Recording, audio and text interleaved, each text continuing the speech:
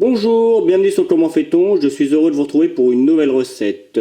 J'aurais plutôt dit un petit tuto. C'est une crème légère à la vanille. C'est une crème pâtissière que j'ai revisitée. Vous allez voir, c'est très simple à faire et elle peut être utilisée pour plein de recettes, que ce soit pour garnir des choux, pour faire des gâteaux roulés. Enfin bref, c'est libre avec à votre libre imagination.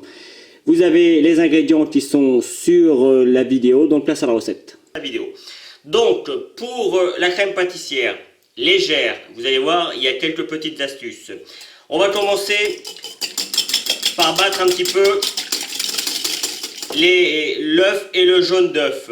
Alors, je vais mettre mon lait à chauffer, mais un petit peu plus tard, parce que comme vous pouvez le constater, il y en a très peu, donc ça va aller très vite. J'ai pris une grande casserole, c'est simplement pour que ce soit plus facile pour mélanger. Je vais prendre mon sucre. Alors vous avez pu constater que j'ai rajouté dans le lait la petite cuillère, la cuillère à café de vanille. Moi c'est de la vanille en poudre. Mais on pourrait mettre de la vanille, de l'extrait de vanille. Ou si vous avez des bâtons de vanille, c'est encore mieux. Donc là, une fois que le sucre est mis, on va bien mélanger jusqu'à blanchir l'ensemble. Voilà, moi ça m'a pris une petite minute, mais j'avoue que j'ai l'habitude. Ça doit être un petit peu mousseux comme ça. Alors moi, on dit blanchir. Avec les œufs du commerce en général, on arrive à avoir quelque chose d'à peu près blanc. Moi c'est des œufs de la ferme, ils sont très jaunes parce qu'ils ne sont pas nourris totalement de la même manière que ceux du commerce. Et c'est mieux, hein, sur le coup, les œufs de la ferme. Donc du coup, voilà, on obtient quelque chose de bien onctueux, de bien mousseux. Ça, c'est la première chose à faire. On va rajouter maintenant la maïzena ou la fleur de maïs, hein, c'est la même chose. Si vous avez de la fleur de maïs chez vous, ça remplace la maïzena sans aucun problème. Évitez la farine parce que ça a tendance à faire des grumeaux, la farine. Et puis ça n'a pas tout à fait le même pouvoir, comment je pourrais dire, pour épaissir. Ça marche quand même, hein. Si vous avez que ça, tamisez votre farine et mettez de la farine, mais franchement, c'est pas l'idéal. Donc vous voyez, je viens bien mélanger. Et l'avantage de la maïzena ou de la fleur de maïs, c'est que ça se mélange tout seul, ça fait aucun grumeau. Donc là, je vais commencer à mettre mon lait à chauffer. Pas besoin que ce soit très rapide, hein, à feu doux. Et là, la petite astuce commence. Je vais rajouter la crème liquide dans ma préparation. Alors on fait en sorte de ne pas en laisser. Voilà. Et la petite différence, là sur le coup, on est sur une crème pâtissière à peu près classique, à part la crème liquide que je rajoute. La petite différence, c'est que vous avez pu voir, j'ai mis un œuf entier et un jaune d'œuf. J'ai gardé le blanc d'œuf que je vais monter et que je rajouterai à ma crème pâtissière une fois qu'elle sera un petit peu refroidie, un petit peu tiède. Et c'est ça qui fait toute la différence. C'est pas une question, quand je parle de crème légère, je parle pas forcément d'une crème super light et tout ça. Bien au contraire, je mets de la crème en plus. Mais c'est sa structure, vous allez voir, c'est vraiment plus doux. C'est plus souple qu'une crème pâtissière classique et c'est franchement super bon. Voilà, maintenant on n'a plus qu'à attendre que le lait arrive plus ou moins à ébullition.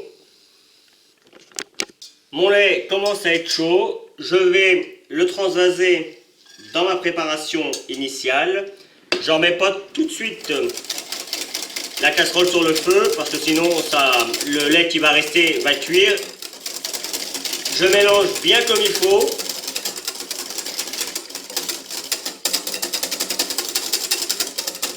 Et là, hop, je remets sur le feu. Je remets ma préparation. Et maintenant, on va amener la préparation à ébullition et vous allez voir, ça va épaissir. Et à partir du moment où ça épaissit, il faut mélanger pendant environ 3 minutes. C'est important pour bien cuire la crème pâtissière.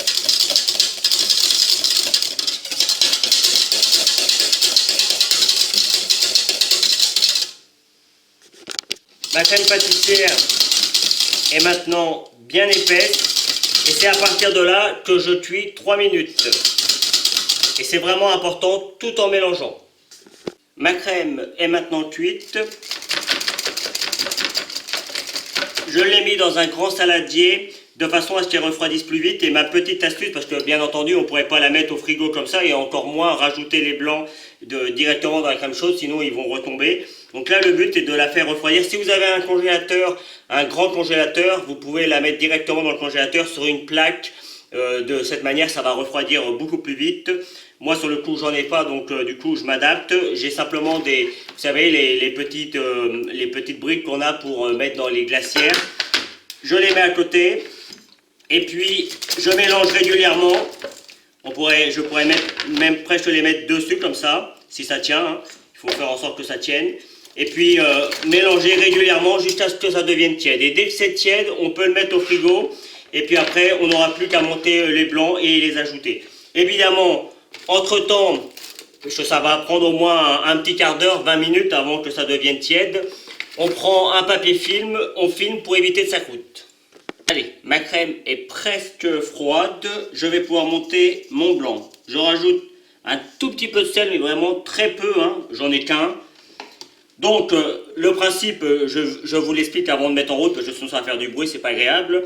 C'est de les monter, il faut qu'ils tiennent bien au saladier, mais il ne faut pas qu'ils soient trop fermes. Là, il n'y en a qu'un, ça prend 1 minute ou 2, hein, c'est vraiment très rapide. Allez, c'est parti. J'ai ressorti ma crème du frigo. J'ai laissé malgré tout les petites briques à côté, comme ça dans mon frigo, ça remonte un petit peu moins. Mon frigo, j'insiste, j'en ai 2 moi, et du coup le frigo que j'utilise, il n'y a rien dedans. Donc c'est vraiment fait que pour ça. Les blancs, comme je vous disais, il faut qu'ils soient montés mais pas trop. Je les mets à l'envers, ils tiennent, vous pouvez le constater, mais ils sont juste bien. Et pour faire cette opération, on a besoin de ce qu'on appelle une maryse. Alors la mienne, elle est un petit peu ferme, mais comme j'ai l'habitude, ça va marcher. Et sur le coup, là, comme il n'y a qu'un blanc, on peut tout mettre d'un coup. Hop. J'ai un grand saladier, encore une fois, c'est plus facile. Alors, juste aussi, le blanc, je l'avais laissé au frigo. Je sais que vous allez voir sur certaines recettes qu'on laisse les blancs à température ambiante. Moi, là, en ce moment, il fait très chaud. Et pour faire ce genre de recette, ce serait pour faire de la meringue, je vous dirais oui, il n'y a pas de problème. Mais pour faire de la crème, franchement, là, vous voyez, ça a monté sans aucun problème. Donc, dès qu'on peut mettre au frigo, que ce soit la crème ou les blancs, on les met. C'est mieux. Et là, vous voyez, en fait, je vais venir, comme d'habitude avec les blancs, dessous, dessus, et je glisse jusqu'à ce que les blancs soient intégrés à la crème. Et évidemment, on y va tranquillement, puisque le but c'est de ne pas faire retomber les blancs. C'est pas une recette très compliquée, hein. Vous voyez, en même temps, moi je tourne un petit peu mon saladier. Vous voyez, quand on a l'habitude, ça donne ça en fait. C'est un peu plus rapide. Voilà. Je vais continuer jusqu'à ce que tous les blancs soient parfaitement intégrés. Voilà, votre crème légère est maintenant terminée. Évidemment, on la laisse bien refroidir avant de l'utiliser pour toutes les recettes que vous souhaitez, que ce soit des choux, que ce soit des gâteaux roulés, enfin bref. Il y a plein de possibilités pour utiliser cette délicieuse crème légère. A bientôt sur Comment fait-on ? Vous pouvez maintenant vous abonner à ma chaîne YouTube en cliquant ici. N'oubliez pas la petite cloche pour les notifications pour recevoir toutes mes vidéos. Vous pouvez aller sur mon site www.commentfaiton.com où vous retrouverez l'ensemble de mes recettes. C'est ici et je vous donne 2 autres recettes, soit qui correspondent à la recette que je viens de vous donner, soit qui est utile pour la recette que je viens de vous donner. A bientôt sur Comment